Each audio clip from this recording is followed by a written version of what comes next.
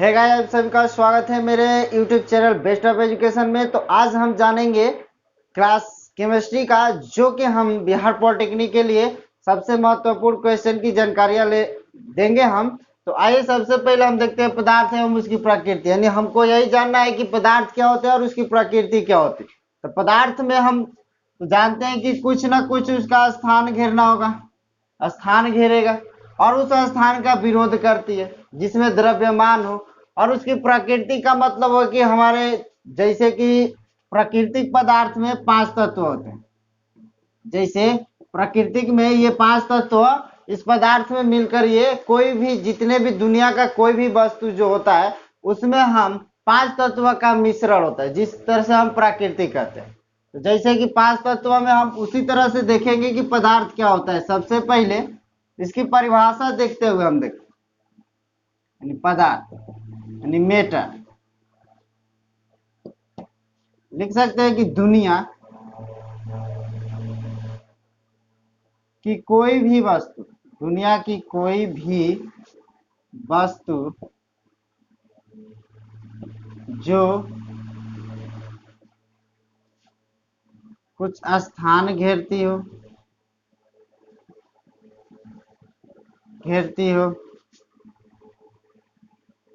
जिसमें द्रव्यमान हो और उस द्रव्यमान का विरोध करती हो, उसे पदार्थ कहते हैं।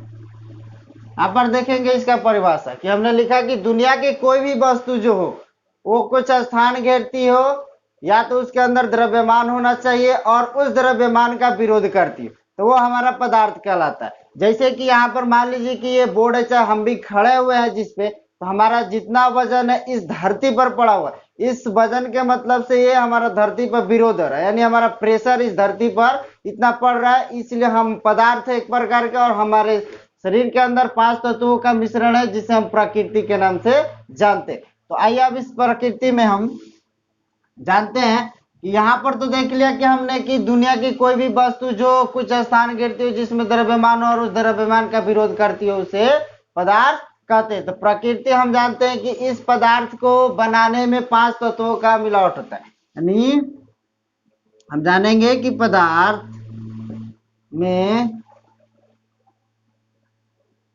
5 तत्व का मिश्रण। यहाँ पर हम देखेंगे 5 तत्वों का, किसमें, तो पदार्थ में 5 तत्वों का मिश्रण क्या होता है। तो सबसे पहले हम देखते हैं कि क्षितिज का मतलब होता है धरती, हम यहाँ पर लिख दे रहे हैं धरती। यहाँ पर हम लिख दे रहे हैं गगन,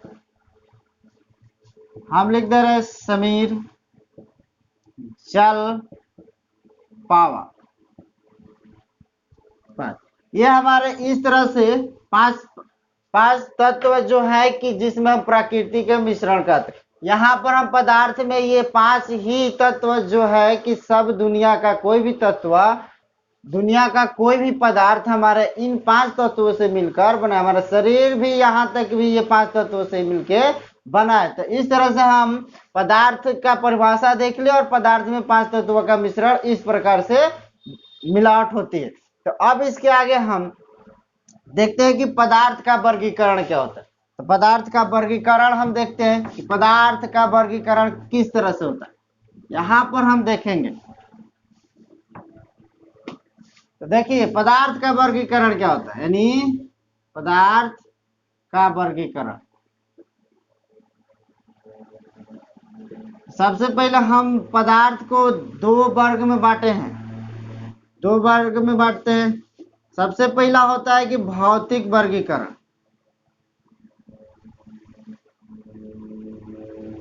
दूसरा होता है रासायनिक वर्गीकरण। रासायनिक वर्गीकरण, तो हम इस तरह से भौतिक वर्गीकरण और रासायनिक वर्गीकरण यानी पदार्थ की वर्गीकरण दो तरह से होता है। पहला होता है भौतिक, दूसरा होता है रासायनिक वर्गीकरण। तो भौतिक में हम तीन तरह से बांट देते हैं पदार्थ को। भौतिक में तीन तरह से बांट देते हैं। पहला हो गया हमारा ठोस, दूसरा होता है द्रव, तीसरा हो गया गैस। ये हमारे तीन तरह से पदार्थ के वर्गीकरण, वो भी भौतिक अवस्था में, यानी ठोस, द्रव और गैस हो गए। गैस होने के नाते अब आते हैं कि दूसरा में रासायनिक को देखते हैं।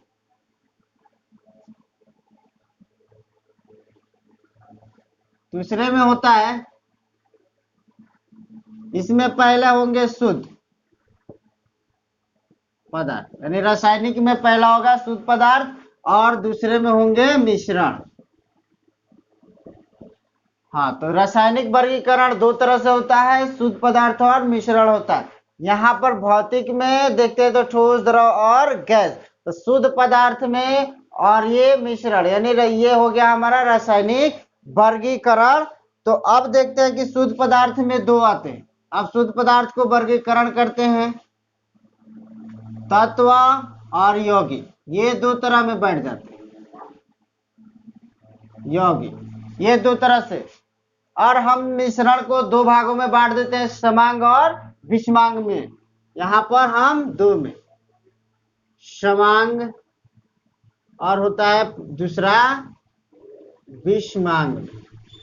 इस तरह से हमने बांटते हुए अब इस तत्व को हम बांट देते हैं। तत्व को दो वर्गों में बांट दें। पहला हो गया धात्विक, दूसरा हो गया अधात्विक। अधात्विक। और इसमें यौगिक में हम चलेंगे तो यौगिक में आ जाते हैं कार्बनिक,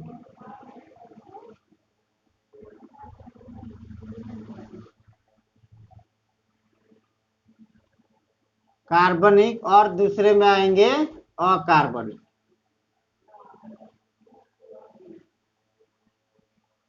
हाँ, तो अब देखिए हम पदार्थ का वर्गीकरण कर दिए कि पहले देखिए हम पदार्थ का वर्गीकरण दो तरह से बांट दिए। पहला हो गया भौतिक वर्गीकरण और दूसरा हो गया रासायनिक वर्गीकरण। और भौतिक में दो तीन तरह से बांट देते हैं। पहला कि ठोस, द्रव और गैस, ये भौतिक अवस्था हो गया या भौतिक वर्गीकरण कह दे। अब रासायनिक वर्गीकरण में शुद्ध पदार्थ और मिश्रण में, तो शुद्ध पदार्थ को दो भागों में बांट देते हैं, तत्व और यौगिक में। और इस तत्व को दो भागों में, यानी धात्विक और अधात्विक, यानी धातु और अधातु को। और यहाँ पे चलेंगे मिश्रण को, तो हम समांग और विषमांग में बांट दिए। और यहाँ पे यौगिक की बात करें तो यौगिक में हमारा भी दो तरह का होता है, और कार्बनिक और एक दूसरा होता है अकार्बनिक। तो इस तरह से हमने पदार्थ का वर्गीकरण कर दिया। अगर आपसे पूछा जाए कि पदार्थ के कितनी वर्ग होते हैं, तो हम पहले बताएंगे दो होते हैं। कौन कौन से होते हैं? तो एक होता है भौतिक वर्गीकरण और दूसरा होता है रासायनिक वर्गीकरण। अब आपसे पूछा जाए कि भौतिक वर्गीकरण को कितने भागों में बांटा गया, तो तीन भागों में। पहला ठोस, दूसरा द्रव और तीसरे गैस होते। और रासायनिक को तो दो भागों में, तो शुद्ध और मिश्रण में। अगर आपसे पूछा जाए कि शुद्ध पदार्थ के अलावा क्या आते हैं, तो यहाँ पर हम देखेंगे तत्व और यौगिक। और इस तत्व में कितने भाग में बांट दिए गए, तो धात्विक और अधात्विक। अगर इसके आगे बढ़ा सकते हैं तो एक और हो जाता है उपधातु। तो यहाँ पर हम देख सकते हैं कि कार्बनिक, कार्बन में हमने यौगिक में हम देख लिया कार्बनिक और अकार्बनिक पदार्थ। यहाँ पर मिश्रण में आ जाता है समांग और विषमांग। तो इस तरह से हमने पदार्थ का वर्गीकरण कर दिया। देखेंगे तो यहाँ पर हमें पॉइंट एक मिला है कि हम देखें कि भारत के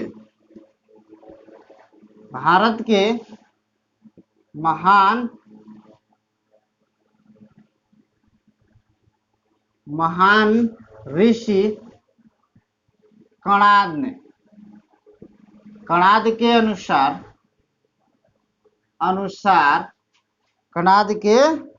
अनुसार सभी पदार्थ सभी पदार्थ अत्यंत सूक्ष्म कणों से मिलकर बने हैं,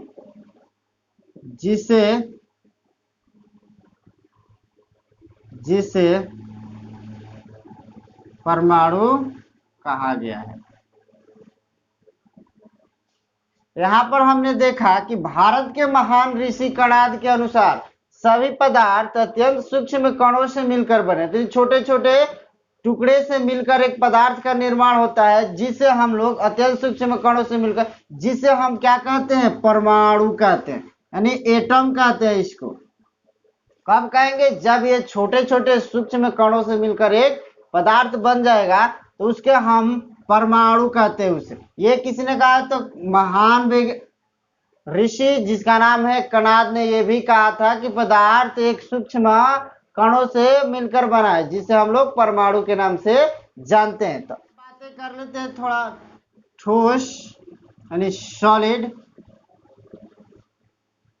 द्रव यानी लिक्विड और गैस की।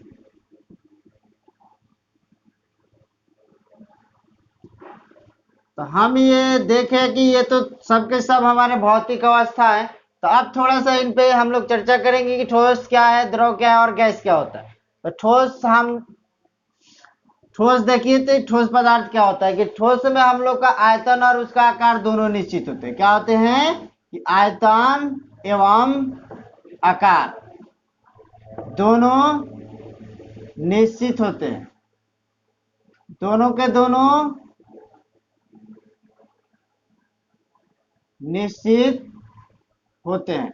किसमें, तो ठोस पदार्थ में, यानी वह वस्तु जिसमें आयतन एवं आकार दोनों निश्चित होते हैं वह हमारा ठोस पदार्थ कहलाता है। जैसे लोहा ले लें हम, लोहा का जो आकार और उसका आयतन होता है वो निश्चित होता है। जैसे कि हम ले ले ईंट ले ले, एक ईंट ले ले, ये भी इसका क्या है, इसका आयतन, और ये जैसे कि बेंच ले ले, लकड़ी ले ले, ये सब के सब क्या है, हमारे एक पदार्थ है, जो कि कौन से पदार्थ है, तो ठोस पदार्थ है। क्योंकि इसका आयतन और आकार दोनों क्या होते हैं, निश्चित होते हैं, इसलिए हम इसे ठोस पदार्थ कहते हैं। अब आते हैं कि द्रव क्या है। द्रव में हम देखेंगे इसका आयतन, यहाँ पे द्रव की बात कर रहे हैं हम। द्रव में हमारा आयतन निश्चित होता है। क्या होता है, इसका जो वजन होता है द्रव का वो निश्चित होता है, लेकिन यहाँ पे हम कह सकते हैं कि लेकिन इसका आकार अनिश्चित होता है, अनिश्चित होता है, जिसे हम द्रव कहते हैं। हमको यहाँ पे याद रखना है, क्योंकि द्रव का जो आयतन होता है वो निश्चित होता है, लेकिन इसका आकार जो होता है वो क्या होता है, अनिश्चित होता है। जैसे कि जल ले ले हम, तेल ले लेते हैं, ये केरोसिन तेल, ये सब क्या है, ये हमारे द्रव है, जो कि हम इसमें इसका आयतन जो होता है वो निश्चित होता है, लेकिन उसका आकार जो क्या होता है कि फैलते, जैसे कि हमने कभी गिरा दिया पानी चाहे तेल वगैरह तो धरती पे वो फैलते चला जाता है, इसलिए उसका आकार बदलते रहता है और उसका आयतन जो होता है वो निश्चित रहता है। तो इसलिए हम इसको द्रव कहते हैं। अब आते हैं कि गैस, इसका दोनों के दोनों क्या होते हैं कि अनिश्चित होते हैं, इसका आकार एवं, चलो इधर आ जाते हैं, गैस की बात कर रहे हैं। गैस में आकार एवं आयतन दोनों अनिश्चित होते हैं,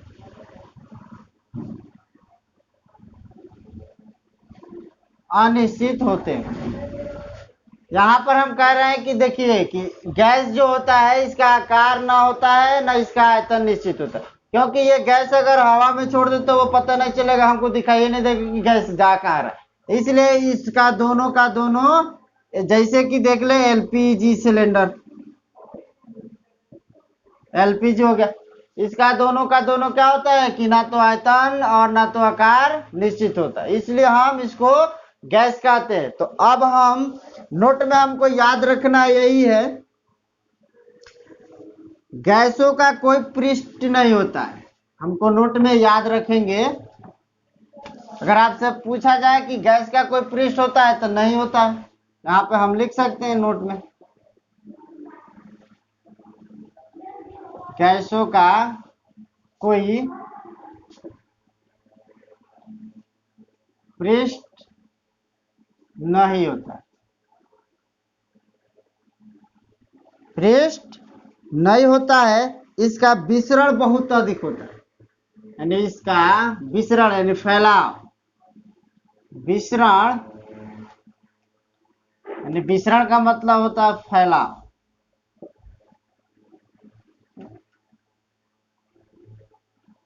विसरण का मतलब होता है फैलाव, बहुत अधिक होता है। किसका? तो गैस का होता है।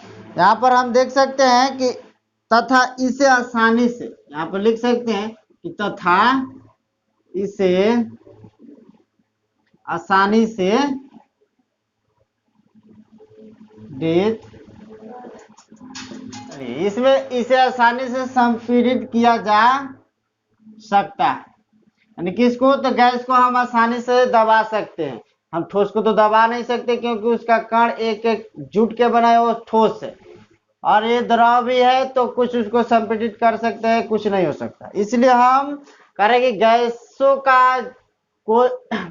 का कोई पृष्ठ नहीं होता है, इसका विसरण फैला यानी बहुत अधिक होता है, तथा इसे आसानी से संपीड़ित किया जा सकता है, नहीं हम लोग उसको आसानी से दबा सकते हैं गैस को। देखेंगे आप कि ताप एवं दाब में परिवर्तन करके कोई भी पदार्थ की अवस्था बदला जा सकता है, परंतु इसके अपवाद भी है, जैसे कि लकड़ी पत्थर ये केवल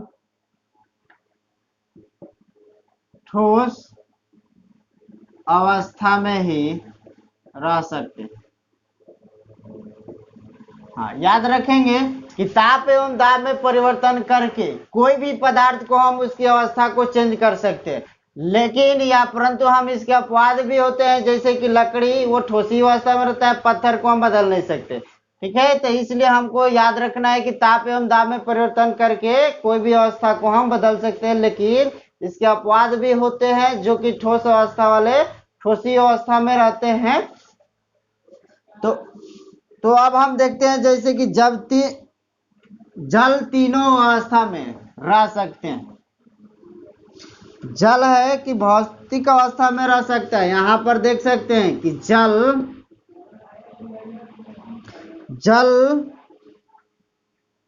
तीनों